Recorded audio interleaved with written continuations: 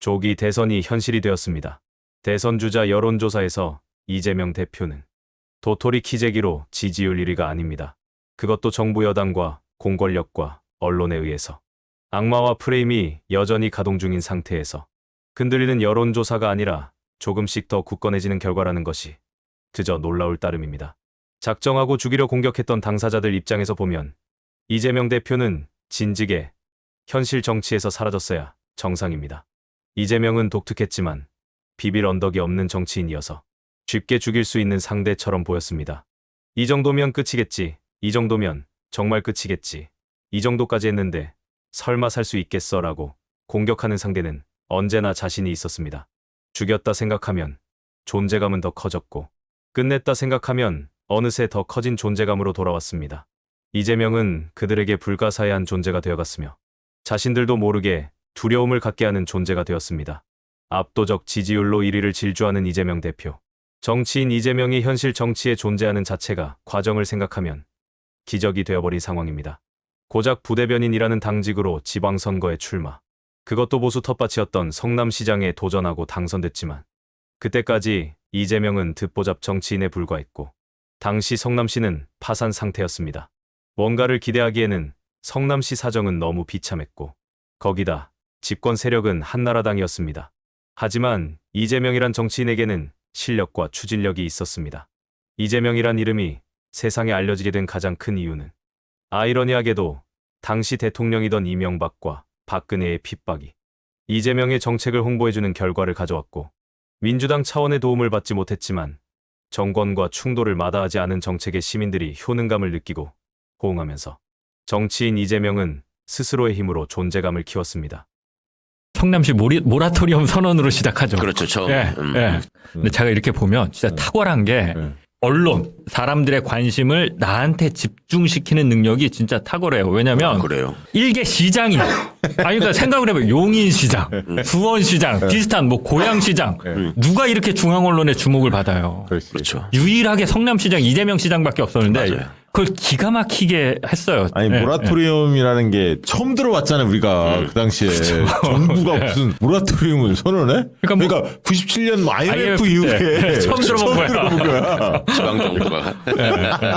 야, 그 이재명 대표 그 당시 시장 때 처음 뵀는데 깜짝 놀랐어요. 시민들이 거주 불만족 뭐 이런 것들 있잖아요. 행정에 대한 어떤 주요 정책에 대한 만족도 뭐 이런 걸 쭉 조사를 해서 그 어디가 좀 안 좋게 나온 데들 있잖아요. 어떤 동네가 됐던 어떤 이슈가 됐던 그러면 담당 국장들 있잖아요. 아니면 동장이 있거나 옛날로 치면 야 그거 이제 질책을 하는데 무섭게 하더라고. 그러니까 근거가 있으니까 조사한 시민들의 평가가 있으니까 그걸 계기 삼아서 와 드라이브 거는데 예. 그때는 좀 약간 무섭기도 하고 저분 좀 예. 성격 보통 아니다 그런 생각을 가졌었어요. 추진력도 세지만 약간 강골 같은 느낌 그리고 약간 좀 거침없다. 나이가 훨씬 많아 보이는 이제 국장들한테도 뭔가 일을 하기 위해서 시장이 된 사람이 갖는 특징이지. 자기가 시민운동을 하면서 네. 겪었던 한계나 문제점들을 극복하기 위해서 시장이 돼야 되겠다 결심한 거 아니에요? 네. 이대엽처럼 뭐 자민련 분 이런 정치인으로 떠돌다가 이제 갈 데 없으니까 성남시 가가지고 시장하면서 빼먹던 이런 사람하고 이제 차이가 나는 거지. 그게. 저 정도의 그립은 있어야 한다. 힘이 있어야겠다. 그런 생각이 들어요.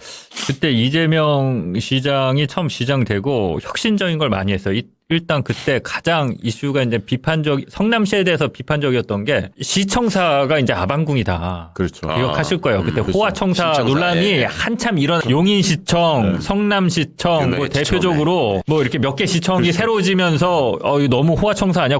시민들은 어려운데 공무원들만 너무 좋게 이렇게 하는 거 아니야? 그래갖고 MBC KBS에서 맨날 때릴 때예요. 예. 그래갖고 이재명 지사가 시장실이 저 위에 있었는데 그거를 다른 공간으로 돌리고 네. 2층에 사람들이 그 계단인가 그 엘리베이터로 올라오면 에스컬레이터 올라오면 바로 있는 구석탱이에 그냥 허름하게 시장실을 만들어서 아무나 들어올 수 있게 해요. 맞아요. 저도 아무나 그냥 문 열고 들어갈 수 있게 시장실을 만들었어요. 네. 그리고 CCTV 설치하고. 그렇죠. CCTV 설치하고. 그때까지만 해도 지금도 신선하지 사실 안 그러는데 되게 파격적인 조치였고. 말로는 쉽지만 그게 진짜 힘든 일이에요. 예, 맞아요. 민원인들이 그냥 막 들어가거든. 네, 그러니까요. 주요 정책들을 좀 살펴보면 본인의 서사에서 차관에서 나온 정책들이 꽤 많았어요. 생활 민감형 그런 정책들을 많이 했는데 특히 이제 무상교복 본인이 이제 교복에 대한 생각이 있잖아요. 그리고 공공산후조리원 뭐 어린이집에 과일을 공급해준다. 자기 그때 과일 그 못 파는 과일들 먹었다는 그 얘기 예, 있잖아요. 예, 예, 뭐 맞아요. 예. 그런 것들 그다음에 뭐 주빌리 은행 추진 막 이런 것들을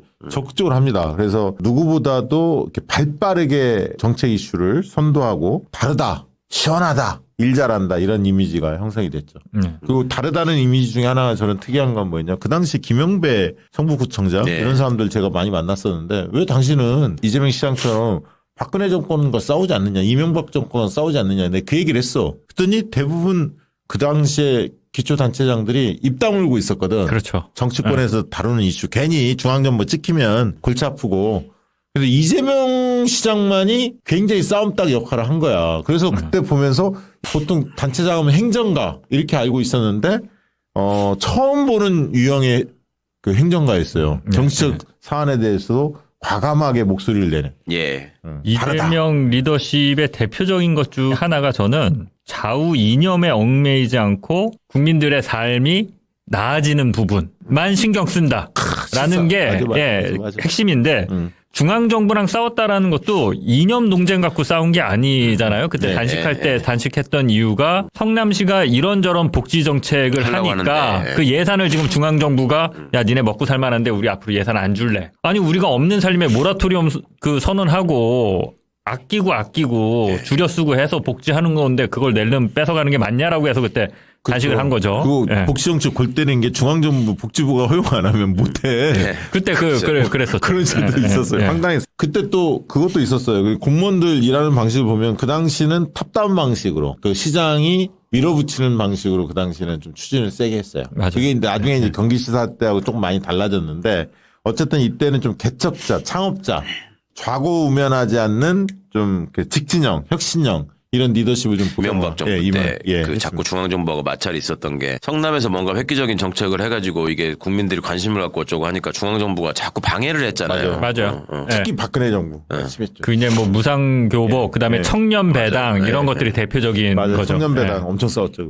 이게 사실 필요한 거고 지방자치단체에서 하려면 할 수 있는 건데 이거를 이제 계속 저쪽 보수 정당에서 정치 쟁점화해서 못하게 하고 싶어서 이게 인기를 끄니까. 예. 변호사다 보니까 무슨 정책에 관련해서 갈등 이슈가 있거나 이럴 때 변호사니까 법률적인 지식도 많으니까 판단을 빨리 하시더라고. 예. 예. 이게 왜냐하면 법률적 지식이 없으면 또 뭐 변호사 때 고문 변호사 때 자문 받고 시간 한참 걸리거든요.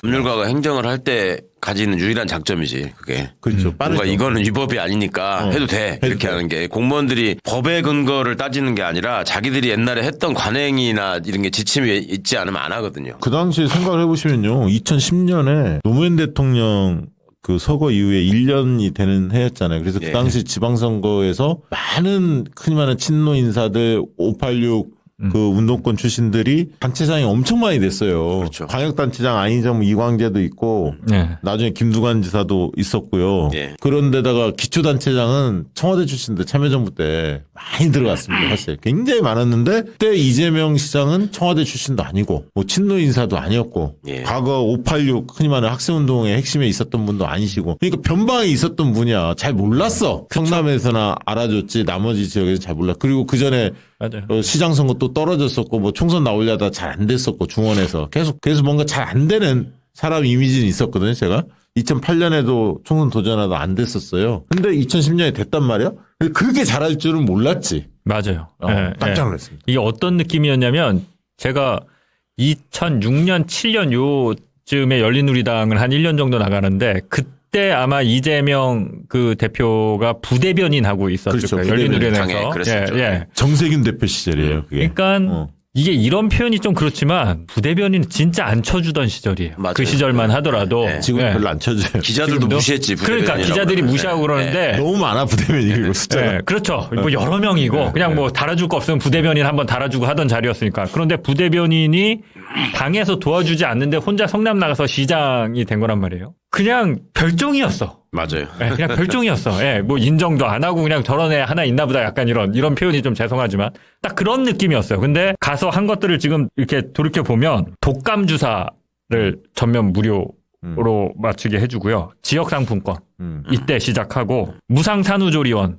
하고요. 그 다음에 이제 생리대 그때 한번 크게 이슈됐어요. 맞아요. 신발 그렇죠, 깔창에 그렇죠. 막 예, 신문지 예. 해갖고 예, 예. 없는 청소년들 학생들이 한다고 이거 뉴스 나자마자 다음 날인가 다다음 날 바로 발표합니다. 저소득층 청소년들에게 무상생리대 지원해주겠다. 그리고 생리대는 공공재다. 뭐 이런 얘기하면서 또 성남의료원 이게 기사 찾아보니까 이 성남의료원 이 병원 문제 때문에 내가 정치하고 그렇죠. 하게 뭐 결심을 했다라고 하는데 지금은 많이 좋아졌는데 저 2010년에 나갈 때만 하더라도 성남 구시가지가 진짜 낙후했고 지금도 좀 낙후했어요. 네. 구시가지는. 네. 수정구, 중원구. 그 역사적인 배경이 있잖아요. 옛날에. 그렇죠. 예. 쭉 서울에서 달동네에서 막 네. 철거하면 네. 철거민들 가서 네. 자리 잡고 했던 데여서 거기 종합병원이 없어서 구시가지에 성남의료원을 만드는 게 목표였고 그래서 실제로 성남의료원을 설치해서 지금까지 운영이 그럭저럭 되고 있습니다. 예.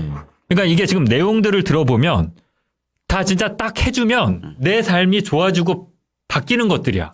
그 국민들이 효능감을 처음 느낀 그렇죠. 거지. 그러니까 네, 야, 지방 맞아요. 정부가 저런 걸 할 수 있었네. 네. 저게 되는구나 이런 걸 처음 본 거예요 그때. 네. 그래서 퍼스트 성남이라고 경기지사 도전할 때 전국 최초로 했던 성남의 정책들이 굉장히 많았어요. 근데 이제 약간 아까 말씀하셨는데 네. 독불장군. 약간 내 그 느낌이 생깁니다. 그리고 그렇지. 이게 큰 갈등으로는 안 나와서 저는 문제라고는 생각 안 하는데 사실은 저는 이제 이 측면에 있어서는 이재명 지사 스타일의 아주 전폭적인 지지자예요. 왜냐하면